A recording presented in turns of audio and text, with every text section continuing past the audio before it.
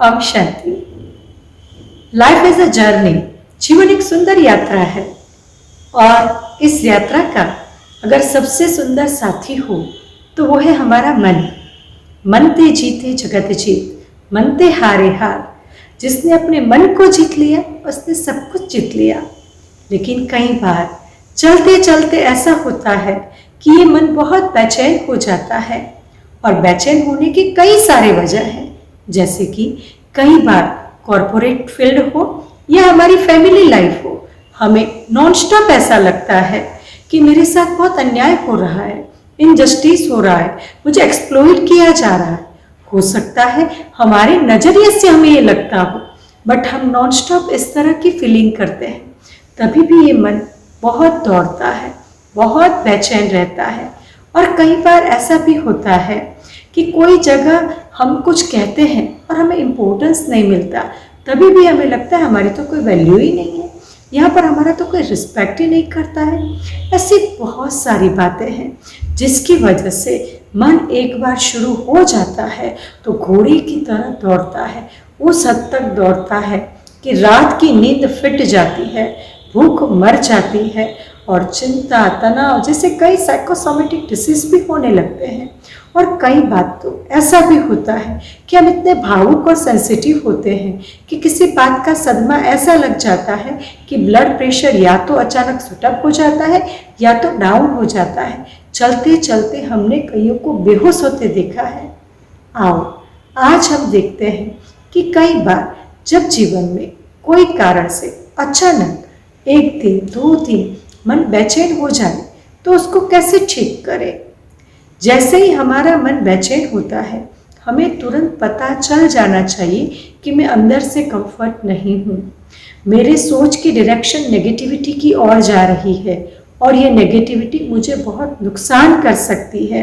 तो I need to identify the way of thinking is going to be wrong. और जब मैं इसको आइडेंटिफाई कर दूंगी, इसको पहचान लूंगी, तो अब मुझे क्या करना है, तुरंत अपने आप को एक ऑटो सजेशन देना है कि अभी मैं बीमार हूँ और सब बातों को छोड़ के मुझे इस मन का इलाज करना है। और इसके इलाज करने के लिए मुझे खुद के लिए वक्त निकालना है। वक्त निकालते ही मुझे क्या करना है, पेपर और पेन लेके सबसे पहले सब कुछ लिख डालो। जो कुछ मन में आता है लिखते जाओ, लिखते जाओ, लिखते जाओ। स्वयं के प्रति या किसी के प्रति आक्रोश है, या कई बार ऐसा भी है कि बहुत नेगेटिविटी अंदर भरी है, लिखते जाना है। तब तक लिखना है जब तक ये मन रूपी गागर खाली नहीं हो जाती है, क्योंकि it is a psychological science कि जितना हम लिखते जाते हैं तो क्या होता है, लिखते लिखते लिखते मन खाली हो जाएगा। As I express I feel cool, मैं शांति की अनुभूति करूँगी, मुझे अंदर से खालीपन लगेगा, शांति लगेगी, ऐसे लगेगा जैसे बोझ हल्का हो गया। और फिर दूसरा स्टेप, गहरी सांस लेनी है, छोड़नी है। सांस लेते जाएं, छोड़ते जाएं, लेते जाएं, छोड़ते जाएं। ये प्रक्रिया भी तब तक करनी है जब तक ये मन और बुद्धि एकाग्र नहीं होता है। और फिर ओम की ध्वनि का चैंटिंग करें, शांति का अभ्यास करें। फिर थर्ड स्टेप सेल्फ काउंसलिंग।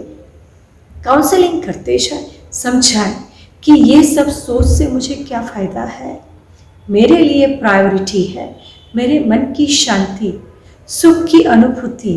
अगर ये सब सोच मैं करता हूँ तो नुकसान तो मेरा ही है। बेहतर है कि मैं वो सोच करूं जो मुझे एक्शन में लाना है, नहीं कि बार बार खुद के भाग्य को कोसूं या किसी के स्वभाव को कोसूं या अपनी ज़िंदगी को कोसूं। नो नीड, हमें ये सब नहीं करना है। बहुत रिलैक्स हो जाना है और मन को समझाना है कि कई बार जिसके आगे हमारी चलती नहीं वहाँ बोलकर क्या फ़ायदा। बेहतर है परिस्थिति को स्वीकार करके खुद की उन्नति का एक नया रास्ता ढूंढना, एक नए रास्ते पे चलना, खुद के अंदर पड़े हुए पोटेंशियल्स और स्किल को पहचानना और फिर से ज़िंदगी की एक नई राह शुरू करना। सफल इंसान कभी भी कंप्लेन नहीं करता, लेकिन वो सक्सेस होने के लिए अपनी ज़िंदगी के नए रास्ते निकालता है।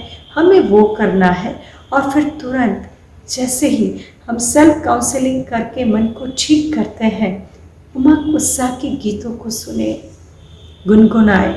ऐसे गीत सुने जिसके लफ्ज हमें अंदर से मोटिवेट करने वाले हो। याद रहे, ये गीतों का सिलेक्शन उमंग उत्साह वाला होना चाहिए, कुछ मोटिवेशन वाला होना चाहिए, नहीं कि मेरे दुख दर्द को और बढ़ाए।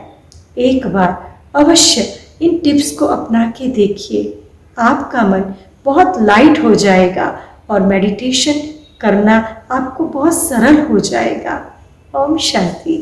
Thank you.